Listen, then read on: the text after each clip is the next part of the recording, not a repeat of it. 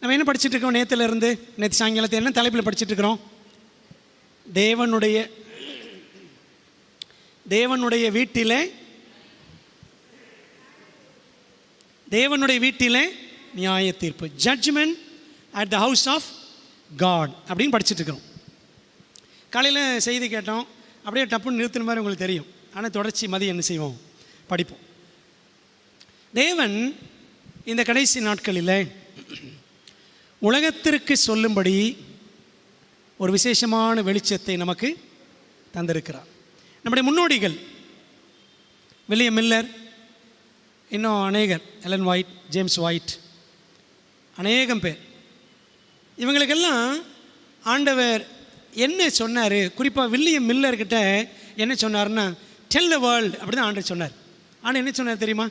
Tell the world, உலகத்திற்கு சொல் அப்படி தான் சொன்னார். நீங்கள் யூடியூப்பில் போய் டெல் த வேர்ல்டு அப்படின்னு அடிங்க.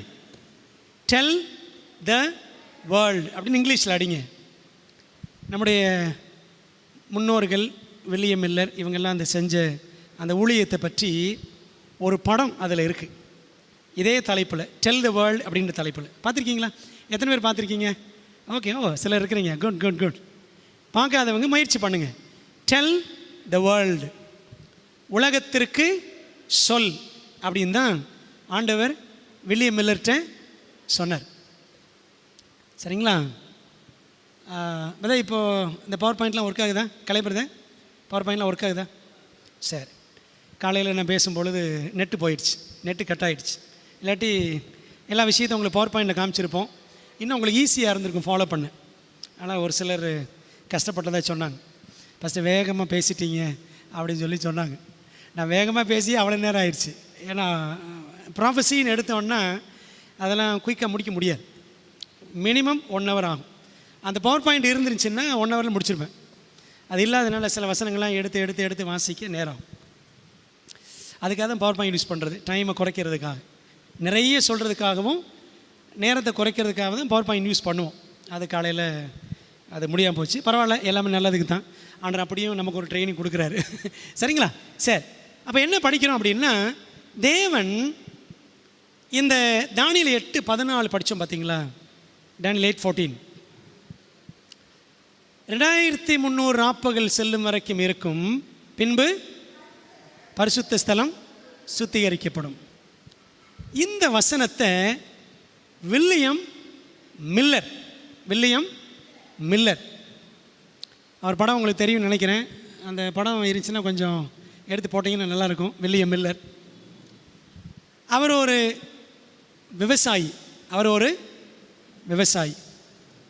சரிங்களா? 1792 பிறந்தவர். 1792 அவர் பிறந்தார். ஒரு விவசாயி. அதே சமயத்தில் அவர் இருந்த வட அமெரிக்காவில் மேசச்சூசெட்ஸ் அப்படின்ற ஒரு மாகாணம், டிஸ்ட்ரிக்ட் மேசச்சூசெட்ஸ், அந்த இடத்தை சேர்ந்தவர்.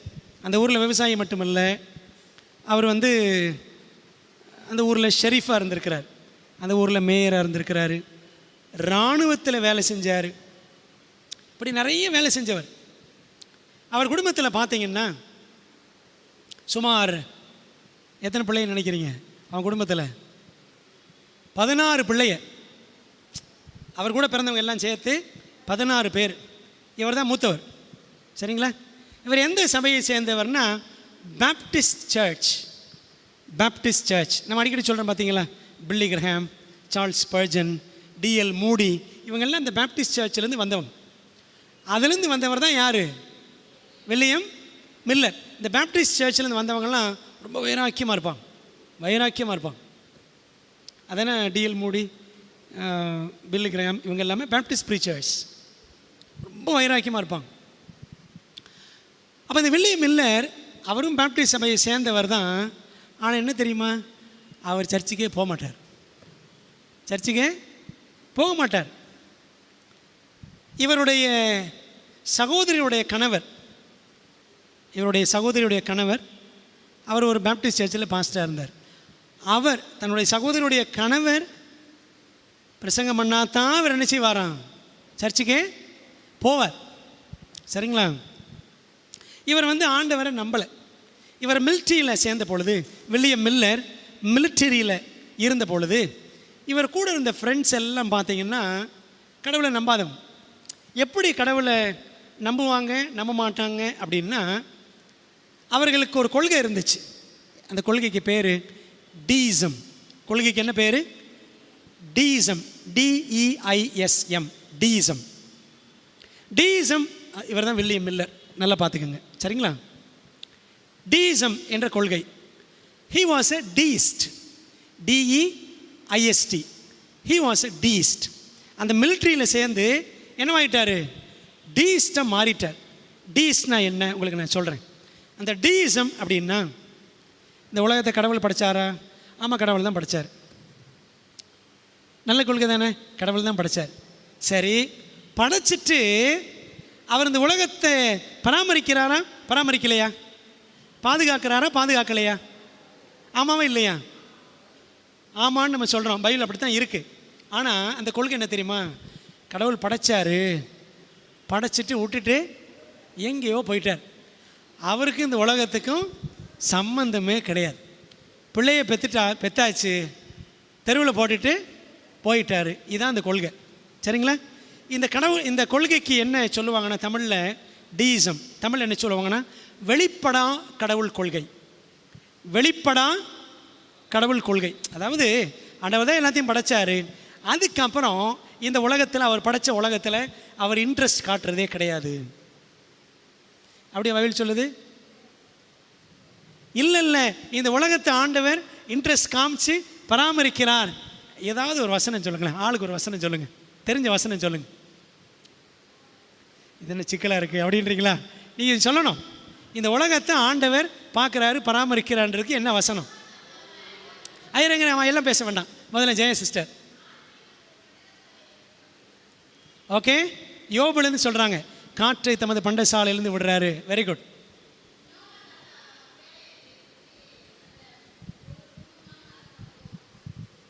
ஏமா, கேள்வி நீங்கள் புரிஞ்சுக்கல. இன்னைக்கு இந்த உலகத்தை நம்மளெல்லாம் படைச்ச ஒரு ஆண்டவர் தான். இன்றைக்கும் ஆண்டவர் நம்மை பராமரிக்கிறார். என்ன வசனம்? Okay, Salome sister 3:16. ஓகே, உலகத்தில் அன்பு கூர்ந்தார். Very good. உலகத்தில் அன்பு கூர்ந்தனால தான் தம்முடைய குமாரனை அனுப்பினார். அவர் அப்படியே அனாதையை விட்டுட்டு போகலை. Very good. வேற ராஜலக்ஷ்மி சிஸ்டர். ஓகே, கடல் அலைகளுக்கு கட்டளையிடுறாரு. Okay, very good. Rajalakshmi.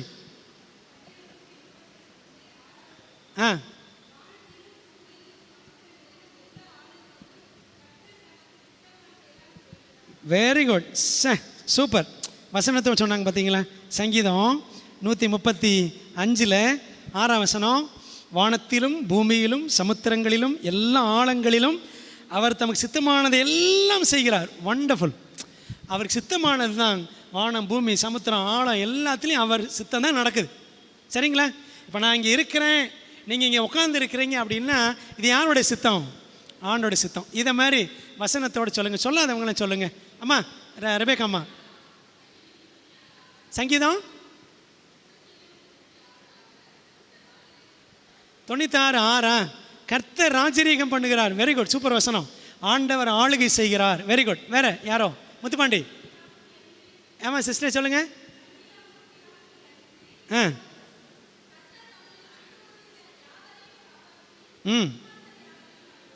Super. 20ஆம் வசனம். கர்த்தர் தம்மில் அன்பு கூறுகிற யாவரையும் காப்பாற்றுகிறார். இப்போ நம்மளை அவர் காப்பாற்றிக்கிட்டு இருக்கிறாரு. குட். முத்துப்பாண்டி அதே வசனம் 15. எல்லா ஜீவன்களின் கண்களும் நோக்கி கொண்டிருக்கிறது. ஏற்ற வேளையில் நீர் அவைகளுக்கு ஆகாரம் கொடுக்கிறீர். எல்லாத்துக்கும் ஆண்டவர் தான் சாப்பாடு போடுறார். Very good. வேற என்ன வசனம்? நான் எதிர்பார்க்கிற வசனம் யாரும் சொல்ல மாட்டேங்கிறீங்க. எபி, எல்லாரும் கூட்டத்தில் சத்தம் போடக்கூடாது. ஒன்றுனா எந்திரிச்சு சொல்லணும். எபி, சங்கீதம் 121. ஓகே, சங்கீதம் 121:5 என்ன சொல்லுது? கர்த்தர் உன்னை காக்கிறவர், கர்த்தர் உன் வலது பக்கத்தில் உனக்கு நிழலாய் இருக்கிறார் அப்படின்னு இருக்கு. வேற என்ன? பார்த்தீங்களா? தொடங்கி விட்டால் முடிக்க மாட்டேங்கிறீங்கல்ல. பிரச்சனை என்ன தெரியுமா? தொடங்கி விடுறதான் பிரச்சனையே. அம்மா சொல்லுங்கள், சுலோச்சனம்மா. சங்கீதம் 147.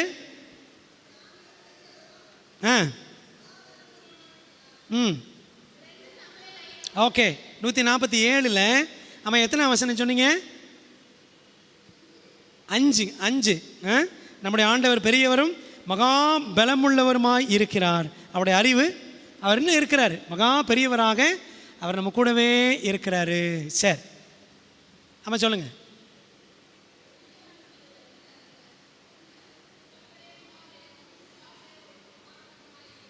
ஓகே, இப்படி நான் நீங்கள் சொல்லிட்டு தான் வச்சுக்கோங்களேன், அடுத்து நான் பேச முடியாது, போதும். ஓகே ஓகே ஜோனத்தன் சொல்லுங்கள். சங்கீதம் 32:8, நான் உனக்கு போதித்து நீ நடக்க வேண்டிய வழியை உனக்கு காட்டுவேன், உண்மையிலே கண் வைத்து உனக்கு ஆலோசனை சொல்லுவேன். பார்த்தீங்களா, நான் காட்டுவேன், சொல்லுவேன், கூட இருப்பேன், உலகத்தின் முடிவு பரியந்தம் சகல நாட்களிலும் உங்களுடனே கூட இருக்கிறேன். மத்திய 28:20, 2-3 பேர் என் நாமத்தினாலே எங்கே கூடியிருக்கிறார்களோ அவர்கள் மத்தியிலே நான் இருப்பேனா இருக்கிறேனா? எப்படி இருக்கு? நிறைய பேர் இருப்பேன்னு சொன்னீங்களான்னு அப்படி தான் சொல்லுவோம். இருக்கிறேன்னு தான் இருக்கும். சரிங்களா? இப்படி நிறைய வசனம் 33ஆம் சங்கீதத்தையும் எடுத்து படித்து பாருங்கள். 33ஆம் சங்கீதத்தில் 33ல் வசனங்கள் 13, 14, 15 காண்கிறார். எல்லார் மேலும் கண்ணோக்கமாக இருக்கிறார். பார்த்தீங்களா, அவர் காண்கிறார். அடுத்த வசனம் கண்ணோக்கமாக இருக்கிறார். 15ஆம் வசனம் கவனித்திருக்கிறார். பார்த்தீங்களா, இந்த 3 வசனம் எப்படி முடியுது? காண்கிறார், கண்ணோக்கமாக இருக்கிறார், கவனித்திருக்கிறார். சரிங்களா? அப்போ ஆண்டவர் இந்த உலகத்தை படைச்சிட்டு விட்டுட்டு போகலை, அவர் கூட தான், நம்ம கூட தான் இருக்கிறார். அப்போ பாருங்கள், இந்த டீயிசம் கொள்கை சரியா தப்பா? தப்பு. அந்த கொள்கையில் தான் யார் இருந்தா? வில்லியம் மில்லர் இருந்தார். டீயிசம், வெளிப்படா கடவுள் கொள்கை. படைச்சிட்டு போயிட்டாரு, அதுக்கப்புறம் அவர் வெளிப்படவே இல்லை. இதுதான் அந்த கொள்கை. பார்த்தீங்களா, அந்த கொள்கையில் இருந்த மனுஷனை ஆண்டவர் தொட்டார். எப்படி தொட்டார் தெரியுமா? ஒரு நாள் இவர் சர்ச்சுக்கெலாம் போக மாட்டார். ஆனால் எப்போ தான் போவார்? இவருடைய மச்சானா, கொஞ்சம் கரெக்டாக சொல்லுங்கள், நமக்கு தெரியாது அதெல்லாம் அதிகமாக. ஓகே, அவருடைய சகோதரியின் கணவர் ஒரு பேப்டிஸ்ட் சர்ச்சில் பாஸ்டராக இருந்தார். சரிங்களா? அப்போ அந்த சர்ச்சில் இவர் பைபிள் ரீடிங் போகணும். மேலே போய் இந்த பைபிள் வாசிக்கிறாங்களே, வேத வாசிப்பு, அந்த மாதிரி வாசிக்கணும். இவர் என்ன வாசிக்கணும்னு அன்னைக்கு ஏசாயா 53ஆம் அதிகாரத்தை வாசிக்கணும். வாசிக்க வேண்டிய பகுதி என்ன? ஏசாயா 53. இப்படி ஒருத்தர் பைபிளில் ஒருத்தர் ஏசா 53 வாசித்துக்கிட்டு இருந்தார். யார்? பைபிளில் ஒருத்தர் ஏசா 53ஆம் அதிகாரம் படிச்சுக்கிட்டே ரதத்தில் போனார். யார்? அந்த எத்தியோப்பியன். சார் எல்லாம் மும்முரமாக இருக்கிறீங்களே, வெரி குட். சார் ஏசா 53 படிச்சுட்டே போனார். அதே மாதிரி தான் இந்த வில்லியம் மில்லர் என்ன செஞ்சார் தெரியுமா? மேலே ஏசா 53ஆம் அதிகாரத்தை அவர் வாசிக்கணும். அவர் வாசிக்கும் பொழுது யாரை பற்றி இதில் படிச்சிருப்பார்? இயேசுவை பற்றி படித்தார். சரிங்களா? நம்முடைய பாவங்கள் அக்கிரமங்களை அவர் என்ன செய்தார்? சுமந்தார். நமக்கு சமாதானத்தை உண்டு ஆக்கினை அவர் மேல் வந்தது, அவருடைய தழும்புகளால் குணமாகிறீர்கள். நம்ம எல்லாரும் மாடுகளைப் போல் எழுதிப்பித்திருந்து அவனவன் தன் தன் வழியில் அப்படியெல்லாம் படித்தார். பார்த்தீங்களா? அதை படிக்கும் பொழுது அவர் மனசில் தேவன் தம்முடைய ஆவியினர் கொண்டு உணர்த்துறாரு. அவர் அப்படியே என்ன பண்ணிட்டாராம்? உட்காந்துட்டான். அந்த அதிகாரத்தை படிச்சுட்டு இருந்தவர் உட்காந்துட்டார்.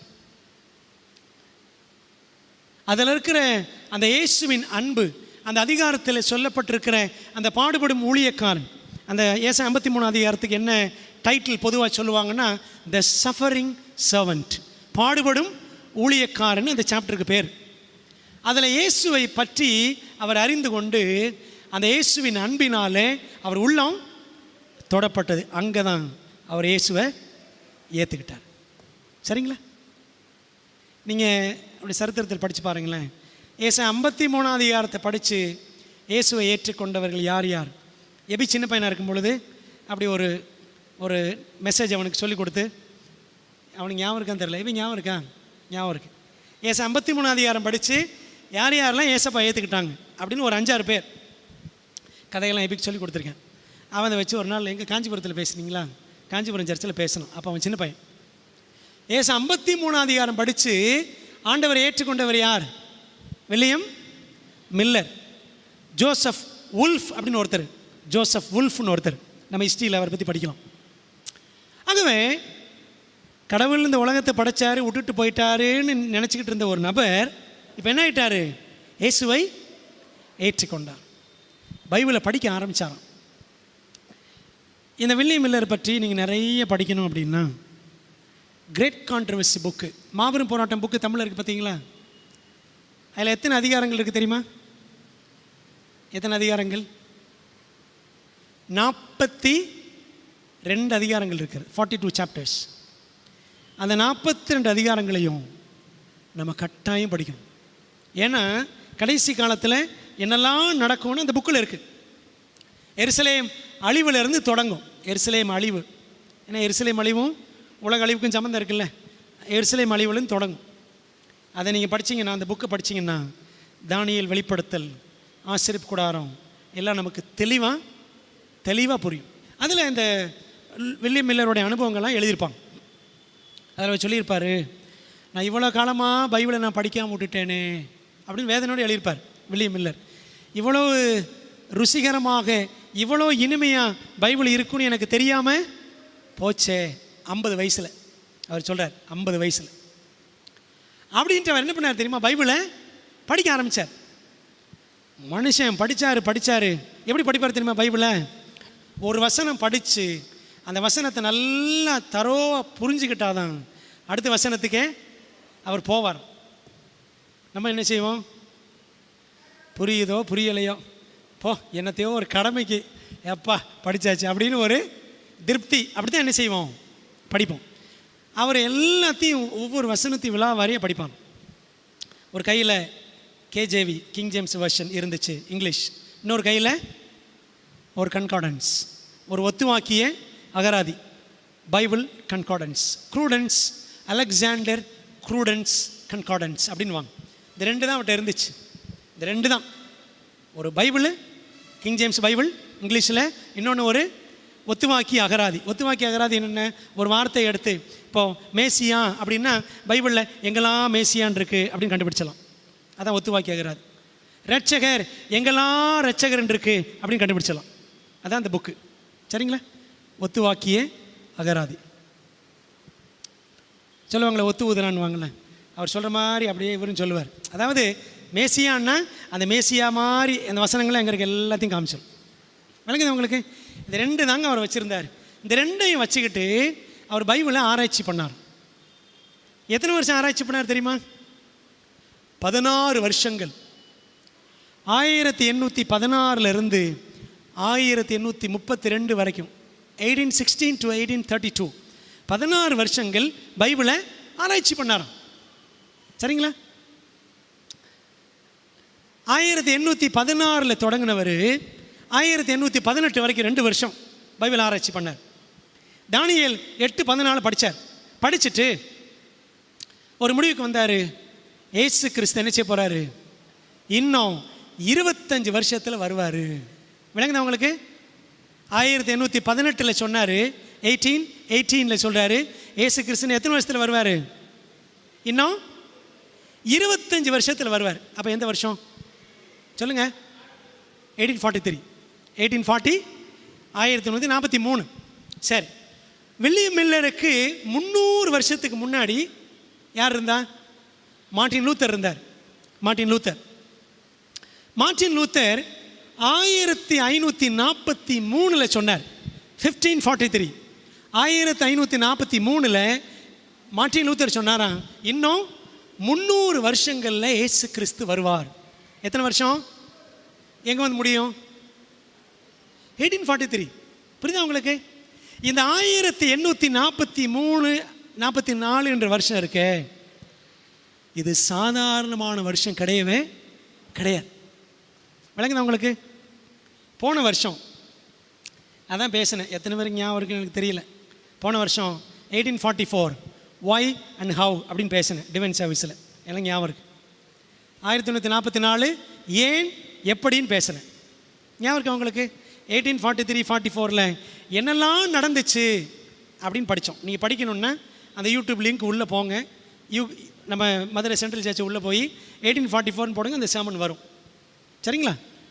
அந்த வருஷத்தில் என்னெல்லாம் நடந்துச்சு நல்லா தெரிஞ்சுக்கங்க.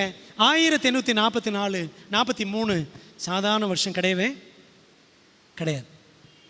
It's a very Bible centred, significant, spiritual and prophetic year in the Bible. அந்த 1844 பைபிளை மையமாய் கொண்ட, தீர்க்க தரிசனத்தை மையமாய் கொண்ட ஒரு முக்கியமான சிறப்பு வாய்ந்த ஒரு வருஷம். சரிங்களா? அப்போது வில்லியம் மில்லரும் சொல்கிறாரு 25 வருஷத்தில் இயேசு கிறிஸ்து வருவார்னு. அவருக்கு முன்னாடி 300 வருஷத்துக்கு முன்னாடியே மார்ட்டின் லூத்தர் சொல்லிட்டாரு இயேசு கிறிஸ்து 300 வருஷத்தில் வருவார். வில்லியம் மில்லர் சொன்னது 25 வருஷத்தில் இயேசு கிறிஸ்து வருவார். சரிங்களா? அப்போ வில்லியம் மில்லர் பைபிளை படித்து தானே சொன்னார். மார்ட்டின் லூத்தர் பைபிளை படித்து தானே சொன்னார். சரிங்களா? எப்படி ஏமாற்றம் வந்துச்சு? மார்ட்டின் லூத்தர் சொன்னது நடக்கலை, வில்லியம் மில்லர் சொன்னது நடக்கலை. ஏன் ஏமாற்றம்? எப்படி ஏமாற்றம் வந்துச்சு?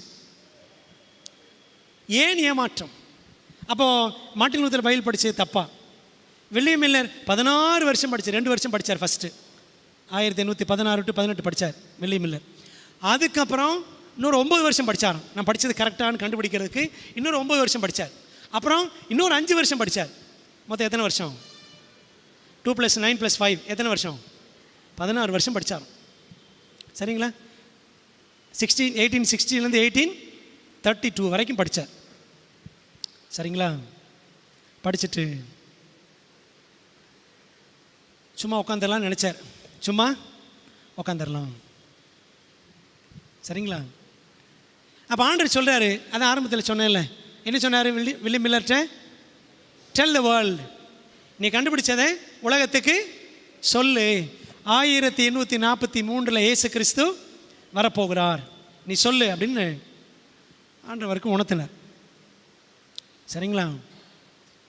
இவருக்கு கைகாலெலாம் உதறுது. ஆண்டவரே, நான் எப்படி போய் சொல்லுவேன்? ஆண்டவரே, நான் பாஸ்டர் கிடையாது, நான் ஒரு தியாலஜியன், இறையியல் வல்லுநர் கிடையாது, போதகர் கிடையாது, நான் பைபிள் காலேஜ் எல்லாம் படிக்கலை, நான் எப்படி போய் சொல்ல முடியும் அப்படின்னு இவர் திகச்சிக்கிட்டு இருந்தார். சரிங்களா? இவர் செவன்த் டே சர்ச்சா கிடையாது, வேறு சர்ச். சரிங்களா? Baptist church. ஒரு நாள் இப்படி ஆண்டவர்கிட்ட அவர் போராடி ஜெபம் பண்ணிட்டு இருக்கும் பொழுது ஆண்டவர் சொன்னாராம், நீ போக மாட்டியா அப்படின்றார். அப்போ அவர் ஜெபம் பண்ணார், ஆண்டவரே, நானாக போய் இங்கே பேசுகிறேன்னு சொல்ல மாட்டேன், நீங்கள் எனக்கு ஒரு வாய்ப்பு கொடுத்தா நான் போய் என்ன செய்வேன்?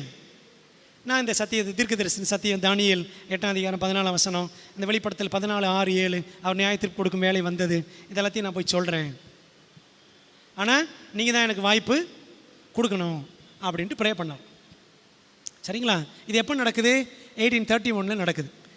1831 ஆகஸ்ட் 13 ஒரு சனிக்கிழமை மதியத்தில் இவர் இந்த மாதிரி ப்ரே பண்ணிகிட்ருக்கிறார். காலையில் பிரேக்ஃபாஸ்ட்லேருந்தே ஒரே போராட்டம் அவர் மனசில். இப்போ அவர் ஜெபம் பண்ணி முடித்தார். பார்த்தீங்களா? ஆண்டவர் வாய்ப்பு வந்தால் நான் போகிறேன்னு. இவர் ஜெபம் பண்ணி முடித்து தோட்டத்துலேருந்து போகிறாரு. வீட்டில் கதவை யாரோ டக்குன்னு தட்டுறாங்க. கதவு திறந்தால் யார் நிற்கிறான்? இவருடைய சகோதரி மகன் வெளியில் நிற்கிறான். சகோதரி மகன், சகோதரி பேர் சில்வியா, அந்த சில்வியாவோட மகன் வெளியில் நிற்கிறான். அவன் சொல்கிறான், மாமா, டேடி வெளியே ஒரு இடத்துக்கு போயிட்டாங்க, நாளைக்கு சண்டே, டேடி சர்ச்சில் இருக்க மாட்டாங்க, நீங்கள் தான் பிரசங்கம் பண்ணணுமான்னு சொன்ன உடனே இவருக்கு என்ன போச்சு? வில்லியம் மில்லருக்கு தூக்கி மாறி போட்டுருச்சு. ஐயோ ஆண்டவரே, எனக்கு வாய்ப்பு வரணும்னு சொன்னேன், ஆனால் நான் ஜெபம் பண்ணி தோட்டத்திலேருந்து டோருக்கு வரக்குள்ளே இவ்வளோ சீக்கிரம் வாய்ப்பு வரும் எனக்கு தெரியாது ஆண்டவரே, நான் போக மாட்டேன் அப்படின்னு சொல்லி திரும்ப தோட்டத்தில் போய் ஜெபம் பண்ணார். அவன் சொல்லிட்டு போயிட்டான். இவர் திரும்ப போய் தோட்டத்தில் முழங்கால் போட்டு, ஆண்டவரே நான் போக மாட்டேன் ஆண்டவரே, நான் எப்படி போவேன்? 50 வயசு ஆச்சு அவருக்கு. சரிங்களா? 1792 பிறந்தார். நடக்கிறது 1831 நடக்குது. எத்தனை வயசு ஏறக்குறைய சொல்லுங்கள்? 31. அந்த பழசில் ஒரு 8 வருஷம். சரிங்களா? ஒரு 40 வயசு ஆயிடுச்சு. அந்த டைமில் இதெல்லாம் நடக்குது. 1844 வரும்பொழுது தான் அவருக்கு 50 வயசு. அப்போ நான் போக மாட்டேன் ஆண்டவரேன்றார். அப்போ ஆண்டவர் சொன்னாராம், நீ தானே வாய்ப்பு வந்தால் போகிறேன்னு சொன்னேன், நீ போகணும் அப்படின்ட்டார். ஜெபம் பண்ணிவிட்டு அடுத்த நாள் போனாராம். சரிங்களா? நான் காலையில் சொன்னேன், அந்த காலத்தில் 2ஆம் வருகை பற்றி எந்த சபையிலையுமே பேசவே மாட்டாங்க. பேசுனா சர்ச்சை விட்டு என்ன பண்ணிடுவாங்க, மெம்பர்ஷிப்பை காலி பண்ணிடுவாங்க. சரிங்களா? அந்த காலத்தில் தான் வழக்கம். 2ஆம் வருகை பற்றி யாரும் பேசவே கூடாது. சரிதானே? போய் ஒரு சர்ச்சில் பிரசங்கம் பண்ணாராங்க. அந்த சர்ச்சில் 13 குடும்பங்கள் 2 பேர் தவிர, அந்த 13 குடும்பங்களில் 2 பேர் தவிர எல்லாரும் இயேசு கிறிஸ்துவின் 2ஆம் வருகை செய்தியை ஏற்றுக்கொண்டார்கள். சரிங்களா? இப்படி அவர் தொடங்கின ஊழியம் 12 ஆண்டுகளாக 1831 1843 வரைக்கும் 12 ஆண்டுகளாக அவர் ஏராளமான பட்டணங்கள், 500க்கும் அதிகமான பட்டணங்கள், நகர்ப்புறங்கள் எல்லாம் போய் அவர் ஊழியங்களை செய்து அந்த 12 வருஷத்தில் 4500 பிரசங்கங்கள் பண்ணாராம். அந்த காலத்தில் மைக்கும் கிடையாது, அந்த காலத்தில் பைக்கும் கிடையாது. அப்படி தானே? ஒன்றுமே கிடையாது. ஆனால் இந்த வில்லியமில் பிரசங்கம் பண்ண பார்த்தீங்கன்னா கிட்டத்தட்ட 300 சபைகள்லேருந்து 3000க்கும் அதிகமான ஊழியக்காரர்கள் வேறு சேர்ச்சிலேருந்து எல்லாம் வந்துட்டாங்களாம். வில்லியம் மில்லர் இந்த மாதிரி இயேசு கிறிஸ்து 2ஆம் வருகை 1843 வரப்போகிறாராமே அப்படின்னு சொல்லி இந்த செய்தி அப்படி காட்டு தீ போல வட அமெரிக்கா எல்லாம் பரவி 50,000 பேர் என்ன பண்ணாங்களாம், 50,000 இயேசு கிறிஸ்து 2ஆம் வருகைக்காக காத்திருந்தார்கள். சரிங்களா? இந்த வெளிப்படுத்தல் 10ஆம் அதிகாரம் படித்தோம் பார்த்தீங்களா? பலமுள்ள தூதன் வானத்திலிருந்து இறங்க கண்டேன். யார் அந்த தூதன் தெரியுமா? இயேசு கிறிஸ்து. இந்த வெளிப்படுத்தல் 10ஆம் அதிகாரத்தை திருப்புங்க. அதை நான் டீட்டெயிலாக நடத்தலை, குயிக்காக 1-2 காரியங்களை உங்களுக்கு வேகமாக நான் சொல்லிடுறேன். வெளிப்படுத்தல் 10 ஆரம்பத்தில் மாறி படித்தோம். பலமுள்ள தூதன், வேறொரு தூதன் வானத்திலிருந்து இறங்கி வர கண்டேன். யார் அந்த தூதன்? இயேசு கிறிஸ்து. எப்படி சொல்கிறோம்? மேகம் அவனை சூழ்ந்திருந்தது, அவனுடைய சிரசின் மேல் வானவில் இருந்தது, அவனுடைய முகம் சூரியனை போல, கால்கள் அக்கினி ஸ்தம்பங்களை போல இருந்துச்சு அப்படின்னு படிக்கிறோம். மத்தேயு 17ஆம் அதிகாரம் இயேசு கிறிஸ்து மறுரூபமானார் பார்த்தீங்களா? 17ஆம் அதிகாரம் முதல் 8 வசனங்கள் இதையும் அப்படி ஒப்பிட்டு படியும். அதே போல் வெளிப்படுத்தல் 1ஆம் அதிகாரம் 13 16 வரைக்கும் அந்த பத்மு தீவில் யோவான் இயேசுவை தரிசனத்தில் பார்க்குறார். அங்கேயும் படித்து பாருங்கள். படித்து பார்த்தீங்கன்னா அங்கே இருக்கிற விளக்கங்கள் அப்படி இங்கே கரெக்டாக இருக்கும். அவர் தலையில் வானவில், அவருடைய முகம் சூரியனை போல, அவருடைய கால்கள் அக்கினி ஸ்தம்பங்களை போல, அவருடைய ஒரு கால் எங்கே இருந்துச்சான்? ஒரு கால் சமுத்திரத்தின் மேலே, இன்னொரு கால் பூமியின் மேலே இருந்துச்சு அப்படின்னு வாசிக்கிறோம். வலது பாதம் சமுத்திரத்தில், இடது பாதம் பூமியில். என்ன அர்த்தம்? வானம் பூமி எல்லாத்துலேயும் அவர் தான் ஆளுகை செய்கிறவர். அது யார் தான்? இயேசு தான். சரிங்களா? ஆகவே இந்த வெளிப்படுத்தல் 10ஆம் அதிகாரத்தில் ஒரு தூதனை யோவான் பார்க்குறாரு. அது யார்? It was none other than Jesus Christ. Yesu தான், சந்தேகமே கிடையாது. அப்படியே கீழே பார்த்தீங்கன்னா அந்த தூதன் கையில் என்ன இருந்துச்சான்? ஒரு திறக்கப்பட்ட புஸ்தகம் இருந்துச்சு, சின்ன புஸ்தகம். அந்த புஸ்தகத்தை அவர் வாங்கி என்ன பண்ணாராம்? யோவான் புசித்தார். வாய்க்கு ரொம்ப இனிப்பாக இருந்துச்சு, வயிற்றுக்குள்ளே போன உடனே கசப்பாயிருச்சு. பைபிளில் இந்த புஸ்தகம் சின்ன புஸ்தகம், திறக்கப்பட்ட புஸ்தகம்னு இருக்குது. சரிங்களா? அப்படியானால் ஏதோ ஒரு புஸ்தகம் வேற எங்கேயோ அது மூடப்பட்டு இருந்திருக்க வேண்டும். எந்த புஸ்தகம்? யார்கிட்ட ஆண்டவர் சொன்னார்?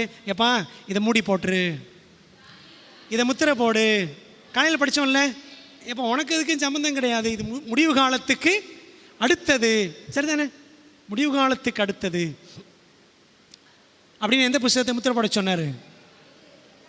தானியேல். அப்போது மூடப்பட்ட புஸ்தகம் எது?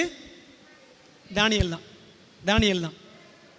இப்போ வெளிப்படுத்தல இயேசு கிறிஸ்து கையில் ஒரு சின்ன புஸ்தகம், அது திறந்திருக்கு.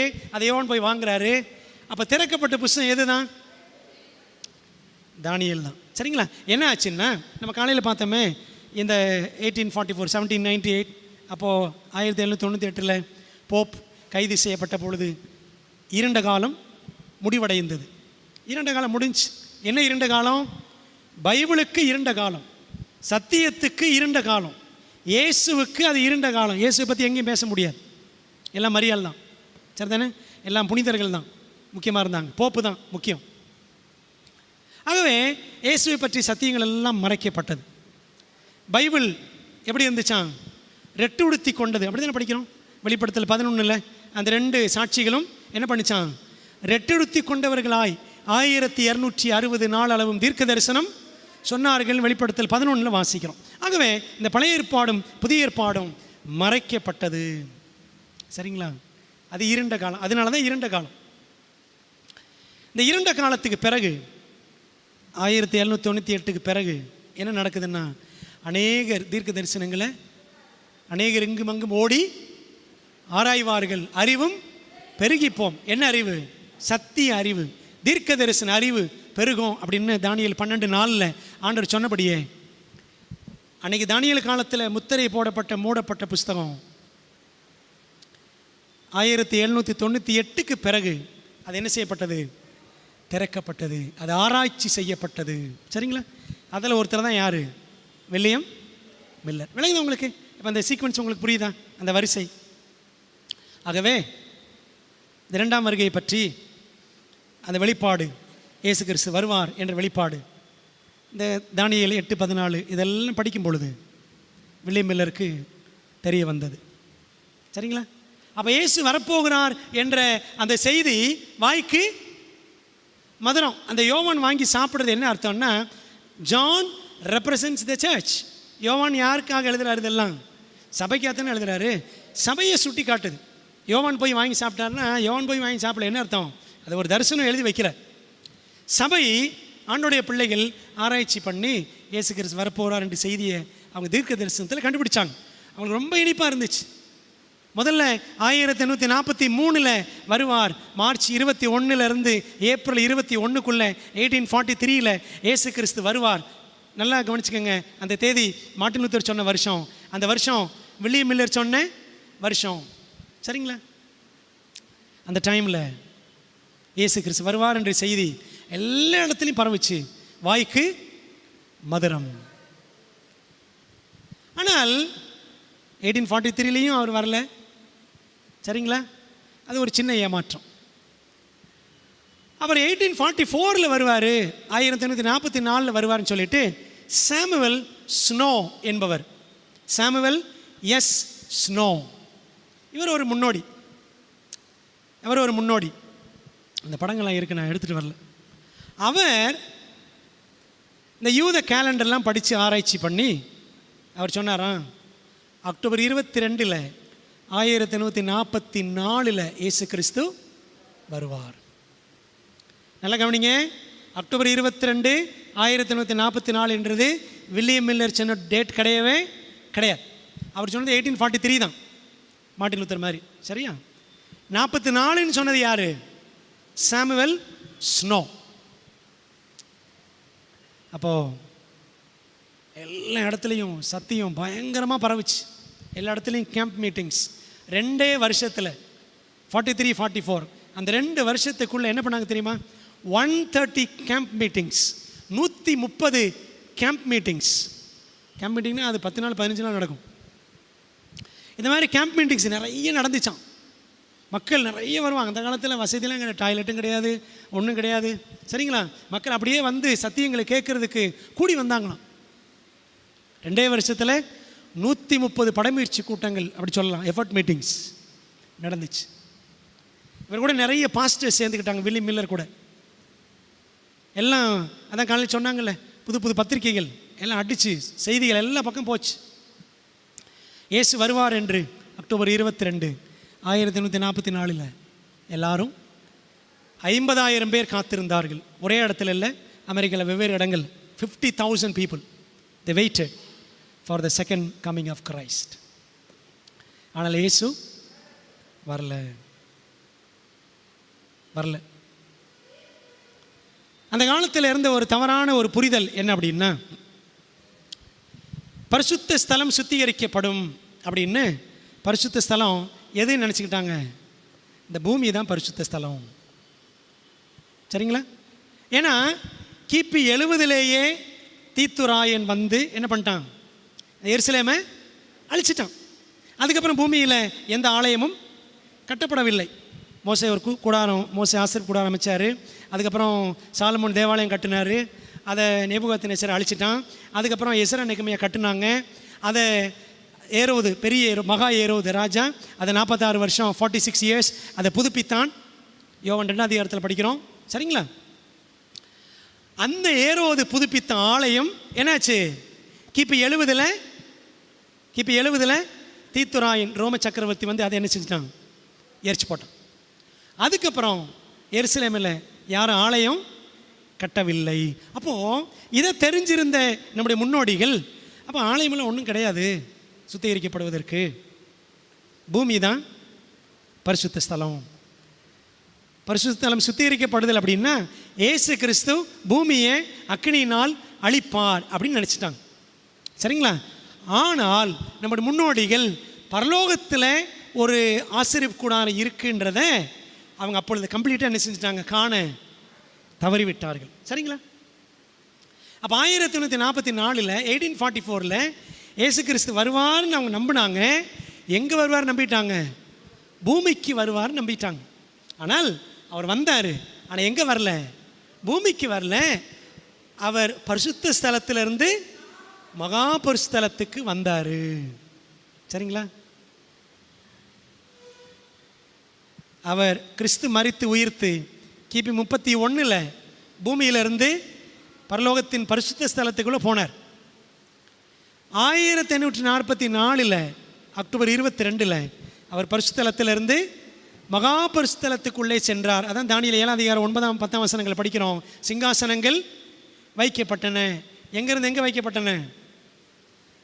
பரிசுத்தலத்திலிருந்து மகா பரிசுத்தலத்தில் வைக்கப்பட்டன. சரிங்களா? ஒரே ஒரு காரியம் சொல்லி நான் முடிச்சிடறேன். தானியேல் 8:14க்கான விளக்கம் 7:13. சரிங்களா? தானியேல் 8:14க்கான விளக்கம் என்னது? 7:13 படிங்க, வாசிங்க. ம் ம்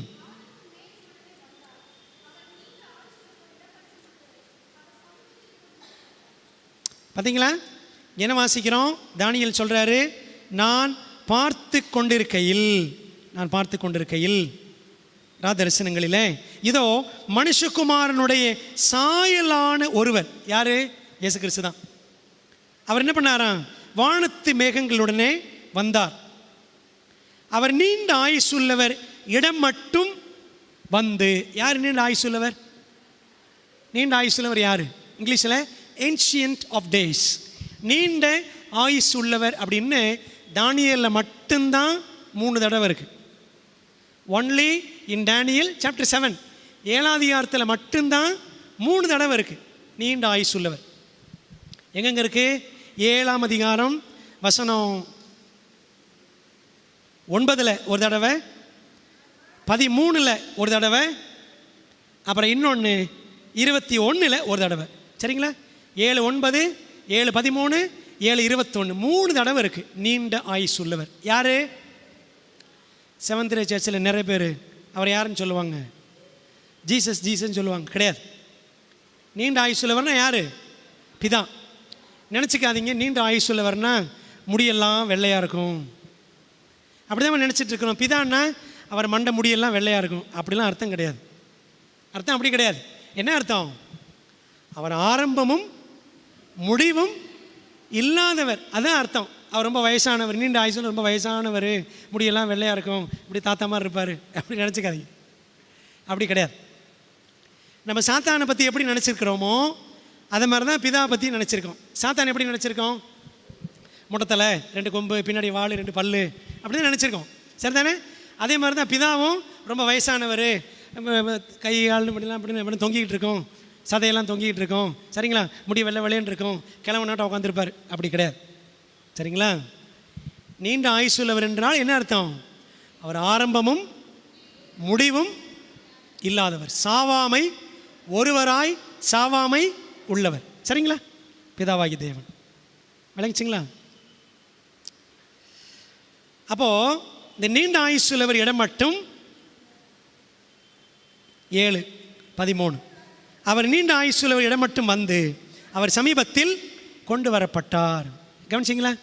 8:13க்கு விளக்கம், 8:14க்கு விளக்கம், 7:13. பரிசுத்த ஸ்தலம் சுத்திகரிக்கப்படும். இயேசு கிறிஸ்து எங்கேருந்து எங்கே வந்தாராம்? பரிசுத்த ஸ்தலத்திலிருந்து மகா பரிசுத்தலத்துக்குள்ளே வந்தார். சரிங்களா?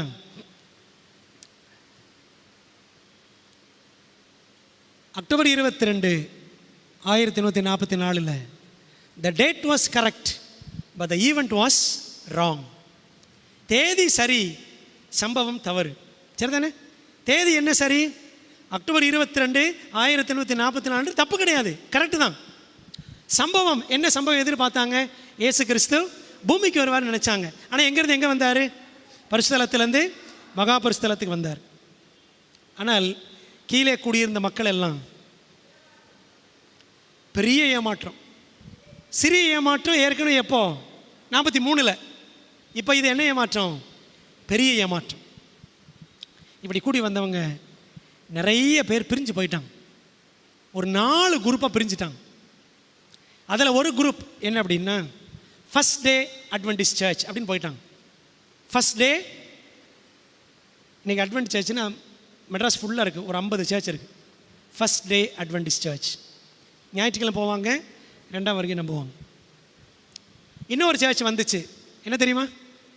ஜெகோவாஸ் விட்னஸஸ். புரியுதா உங்களுக்கு? யெகோவா சாட்சி, பிதான்னு சொல்கிறாங்க பார்த்தீங்களா?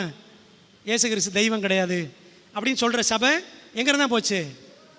வில்லியம் மில்லர்கிட்ட பைபிள் ஸ்டடி எடுத்தவர் தான் C.T. Russell, Charles days Russell அப்படின்றவர். அந்த ஜெகோவா விட்னஸ் சர்ச்சினுடைய ஃபவுண்டர் அவர் தான். அவர் யார்கிட்ட பைபிள் ஸ்டடி எடுத்தவர்? வில்லியம் மில்லர்கிட்ட பைபிள் ஸ்டடி எடுத்தவர். சரிங்களா? அவர் பிரிஞ்சு போய் ஜெகோவா விட்னஸ்ன்னு ஆயிடுச்சு. எல்லாம் எங்கேருந்து போனது தான், இங்கேருந்து போச்சு. விளங்குதா உங்களுக்கு? ஒரு கூட்டம் பரியாசக்காரராக போயிட்டாங்க. இவங்க இப்படி தான் டேட் சொல்லி டேட் செட் பண்ணி இயேசு வருவார்னு சொல்லுவாங்க, அவர் வரமாட்டார் அப்படின்னு ஒரு கூட்டம் பரியாசக்காரராகவே போயிட்டாங்க. இந்த 50,000 பேரில் கடைசியில் மிச்சம் எவ்வளோ பேர் இருந்தாங்க தெரியுமா? 50 பேர் இருந்தாங்க.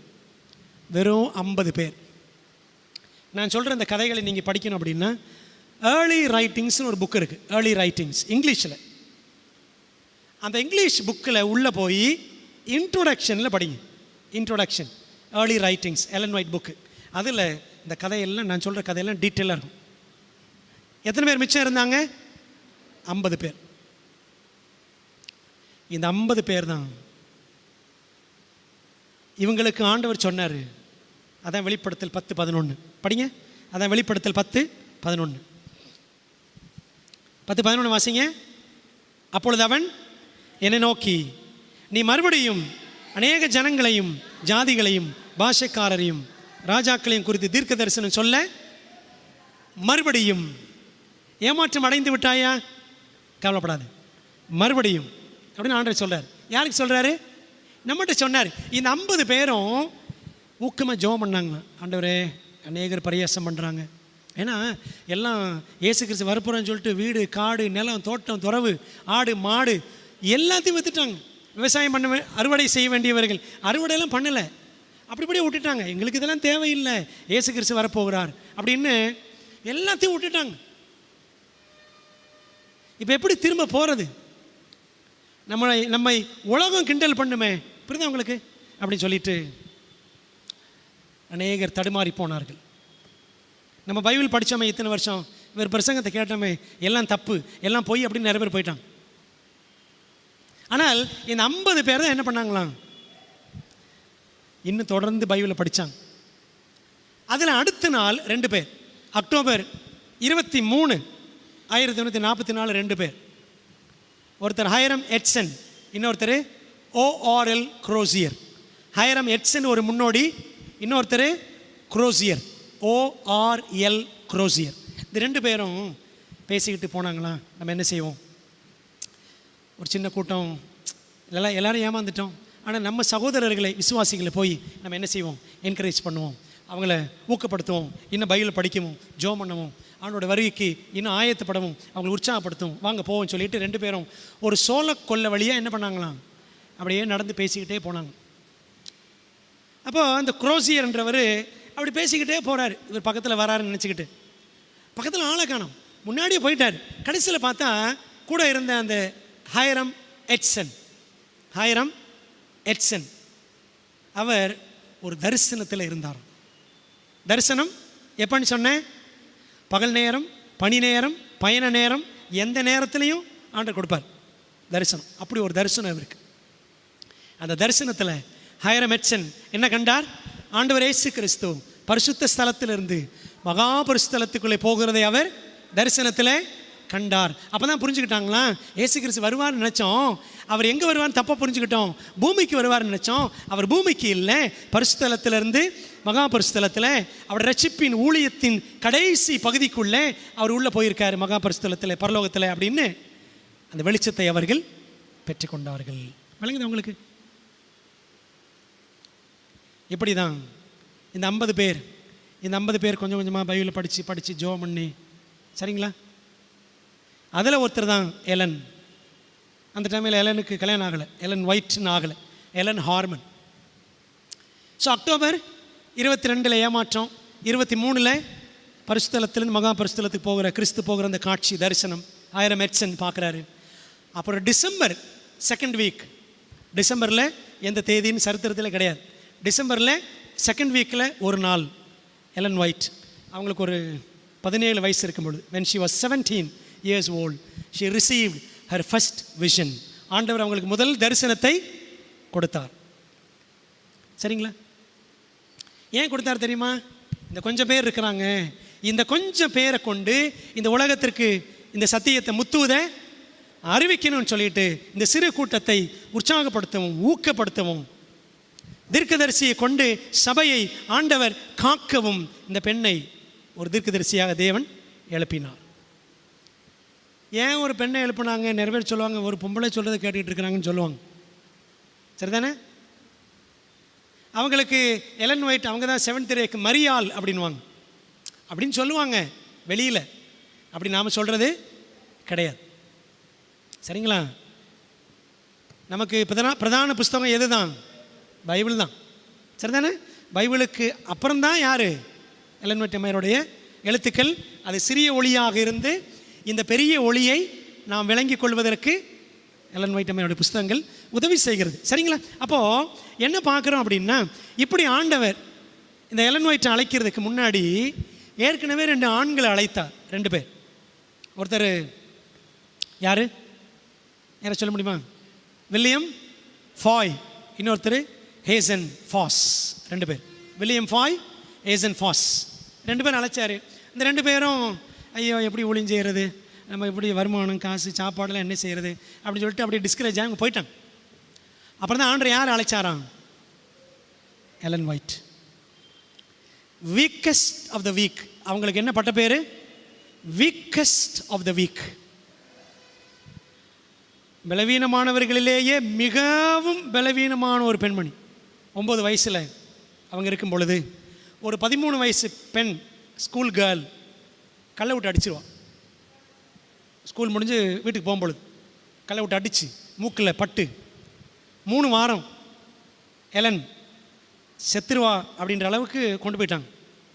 இவளை வரவங்களாம் சொன்னாங்க, இவளை அடக்கம் பண்ணிடுங்க, அடக்கம் பண்ண ரெடி பண்ணுங்க, இவ பிழைக்க மாட்டான் அப்படின்னாங்க. யார்? எலன். சின்ன வயசில், 9 வயசில். அவள் எல்லாரும் ப்ரே பண்ணாங்க, ஆண்டவரே இந்த பெண்ணை உயிரோடு நீ காத்துக்கொள்ளும், எழுப்பும் அப்படின்னு ஜெபம் பண்ணாங்க. அப்போ அவங்க மெத்தடிஸ்ட் சர்ச். எந்த church? Methodist search, John Wesley உருவாக்கின சபை. நம்ம சபையினுடைய ஆரம்பங்கள் எல்லாமே இந்த பேப்டிஸ்ட் சர்ச், மெத்தடிஸ்ட் சர்ச் எல்லாம் அப்படின்னு வந்தவங்க தான். நம்ம சர்ச்சில் பாருங்களேன், எல்லாம் முக்கால்வாசி வெளியிருந்து வந்தவங்களாம் தான் இருப்பாங்க. சரிதானே? கேட்டால் நீங்கள் சொல்லுவீங்க, இந்துலேருந்து வந்தேன், முஸ்லீமு ரொம்ப கம்மி தான், இந்து அல்லது இப்போ பெண்டிகா சர்ச்சு, ஆர்சி சர்ச்சு, சிஎஸ்ஐ அப்படி தான் சொல்லுவோம். சரிதானே? நானும் லுத்தரன் சர்ச்சு தான். சரிதானே? நானும் 72 பிறக்கலை. ஆகவே இப்படித்தான் நம்முடைய சபையின் ஆரம்பத்திலும் அநேகர் ஒன்று கூடி தான் இந்த சபை உருவானது. சரிங்களா? தேவன் உருவாக்கின சபை, தீர்க்க தரிசனத்தின் அடிப்படையில் உருவான சபை. we are learning from our past. நம்முடைய கடந்த காலத்திலிருந்து நாம் என்ன செய்கிறோம்? கற்றுக்கொள்கிறோம். பார்த்தீங்களா, 50 பேரில் தொடங்கின சபை இன்னைக்கு 232 நாடுகள் உலகத்தில் இருக்குது. அதில் 10 நாடுகள் தவிர எல்லா நாடுகளையும் இந்த சபை இருக்குது. ஆமென். உலகத்தில் 2 சபை தான் உலகம் முழுசு இருக்குது. ஒன்று கேத்தலிக் சர்ச், இன்னொன்று அட்வென்டிஸ்ட் சர்ச். இந்த 232 நாடுகளில் இருக்கிற அட்வென்டிஸ்ட் மக்கள் தொகை எவ்வளோ அப்படின்னா 2 கோடிக்கு மேலே. குறைவு தான், ஆனாலும் ஆண்டவர் குளத்துக்கு ஒன்று கோத்திரத்துக்கு ஒன்றுன்ற மாதிரி இன்றைக்கி உலகத்தில் இருக்கிற 700 கோடியில் செவன்த் டே அட்வென்டிஸ்ட்கள் எத்தனை பேர் வச்சுருக்கிறாரு? 2 கோடிக்கும் மேலே. 2 கோடியே 30 லட்சமா 40 லட்சமா இன்றைக்கி உலகம் முழுசும் நம்ம சபை இருக்கிறது. சரிங்களா? அப்போது ஏதோ அந்த சபையில் we are not accidentally inside this church. ஏதோ தற்செயலாக விபத்தாக இந்த சபையில் வந்துட்டோம், தெரியாத்தனமாக வந்துட்டோம் அப்படின்னு கிடையவே கிடையாது. தேவன் நம்மை இந்த சபையில் வைத்திருக்கிறார். தீர்க்க தரிசனத்தின் அடிப்படையில் உருவான திருச்சபை, வேதாகம ஆராய்ச்சியின் அடிப்படையில் உருவான திருச்சபை, தேவனால் வழிநடத்தப்பட்டு உருவான ஒரு திருச்சபை. சரிங்களா? ஆகவே இந்த சபையில் இருப்பதற்காக நம்ம என்ன பண்ணணும்? சந்தோஷப்படணுமா? சங்கடப்படணுமா? சங்கடப்படணுமா? சந்தோஷப்படணும். எலன் ஒயிட் அம்மையார் சொல்கிறாங்க, செலக்டட் மெசேஜஸ் புக்கில் எழுதுகிறாங்க, don't ever be ashamed to be called to declare yourself as a seventh day Adventist. நீங்கள் செவன்த் டே அட்வென்டிஸ்ட் என்று சொல்லுவதில் என்ன செய்யக்கூடாதான்? வெக்கப்படவே கூடாது. வெக்கப்படணுமா படலையா? அதை போய் எப்படி பப்ளிக்கில் சொல்கிறது அப்படின்றீங்களா? சரிங்களா? பல நேரங்களில் செவன்த் டே அட்வென்டிஸ்ட் சர்ச், நான் சனிக்கிழமை சர்ச்சுக்கு போகிற பிள்ளை விசுவாசின்னு சொல்கிறதுக்கு வெக்கப்படவே கூடாது. சரிங்களா? ஸோ அப்படி தான் ஆரம்பத்தில் வில்லியமில் அப்படி தான் இருந்தார், தயங்கி தான் இருந்தார். ஆனால் போப்போ என்ன ஆகிட்டார்? தைரியமாயிட்டார். அதனால் நாமும் அப்படி தான் இந்த சத்தியத்தை இனி வருங்காலங்களில் சொல்லுவதற்கு தயக்கம் அவசியம் இல்லை. என்ன அவசியம்? தைரியம் அவசியம். சரிங்களா? எலன் ஒயிட் ஆரம்பத்தில் அவங்களும் ரொம்ப கஷ்டப்பட்டாங்க. அவங்க ப்ரே பண்ணாங்களா? ஒரு காரியம் சொல்லி முடிச்சிடறேன். அவங்க ப்ரே பண்ணாங்களாம். அவங்கள ஆண்டவர் தெரிந்து கொண்டார். தெரிந்து கொண்டப்போ, ஆண்டவரே ஒரு பெரிய ஊழியத்தை எனக்கு கொடுக்குறீங்க, எனக்கு என்ன வந்துடக்கூடாது? எனக்கு பெருமை வந்துடக்கூடாது. எனக்கு பெருமை வந்துச்சுன்னா என்னை என்ன பண்ணுங்க? என்னை பலவீனப்படுத்திடுங்க. எனக்கு பெருமை வந்துச்சுன்னா எனக்கு பலவீனத்தை கொடுங்க அப்படின்னு அவங்க ஆரம்பத்திலேயே ப்ரேயர் பண்ணாங்க. She committed herself to God that if she ever becomes proud, the Lord should make her sick so that she will remain humble. சரிங்களா?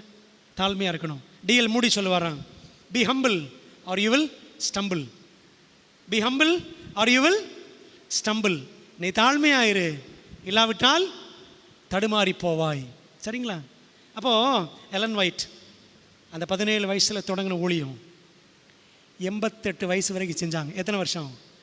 70 வருஷம் ஊழியம் செஞ்சாங்க. 70 years.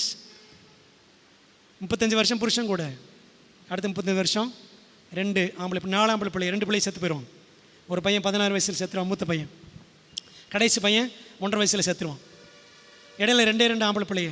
இந்த 2 ஆம்பளை பிள்ளைகளோட அடுத்த 35 வருஷம் ஊழியம். 70 வருஷம் ஊழியம் செஞ்சு 2000க்கும் அதிகமான சொப்பனங்கள் தரிசனங்களை பெற்று இன்றைக்கி உலகம் முழுவதும் இந்த சபை இருக்குன்னா அதுக்கு யார் காரணம்? தேவன் முதன்மை காரணம். அதுக்கப்புறம் Ellen White, James White, Joseph Bates அப்படின்னு 3 பேர். இந்த 3 பேர் தான் இந்த சபையினுடைய முக்கியமான நிறுவனர்கள். முதல்ல ஜோசப் பேட்ஸ், அதுக்கப்புறம் எலன், அதுக்கப்புறம் ஜேம்ஸ் ஒயிட். இந்த 3 பேர் தான் அவ்வளோ முக்கியமானவர்கள். இன்றைக்கி நம்ம இந்த காலாண்டு புக்கு படிச்சுட்டு இருக்கோம் பார்த்தீங்களா? ஓய்வு நாள் பாடம் யார் கொண்டு வந்தது? ஜேம்ஸ் ஒயிட் கொண்டு வந்தது. ஜேம்ஸ் ஒயிட் கொண்டு வந்தது தான் இன்றைக்கி நம்ம இன்னும் 150 160 வருஷமாக ஓய்வு நாள் பாட புத்தகம் என்ன செய்கிறோம்? படிச்சுட்ருக்கிறோம். புரியுதா உங்களுக்கு? பிரியமானவர்களே, இந்த சபையில் நாம் இருக்கிறோம் என்றால் தேவன் நம்மை இதில் வைத்திருக்கிறார். சரிங்களா? அதனால் வைக்கப்படக்கூடாது. இந்த சபையில் இருக்கிறதுக்காக, இந்த சத்தியத்தில் இருக்கிறதுக்காக வேதனைப்படக்கூடாது. சத்தியத்தை சொல்கிறதுக்கு தயங்கக்கூடாது, தாமதிக்க கூடாது, தடுமாறக்கூடாது. தேவை தைரியம். நமக்கு என்ன தேவை? சத்தியத்தை தைரியமாக சொல்லணும். சரிங்களா? அதுக்கு தான் தேவன் நம்மை அழைத்திருக்கிறார். மறுபடியும் நாம் ஜனங்களுக்கும் ஜாதிகளுக்கும் பாஷைக்காருக்கும் ஜனக்கூட்டத்தாருக்கும் சத்தியத்தை சொல்லணும் அப்படின்னு தேவன் நம்மை அழைத்திருக்கிறார். ஸோ அந்த ஊழியத்தை செய்வோம். தொடர்ந்து நம்ம படிக்கலாம்.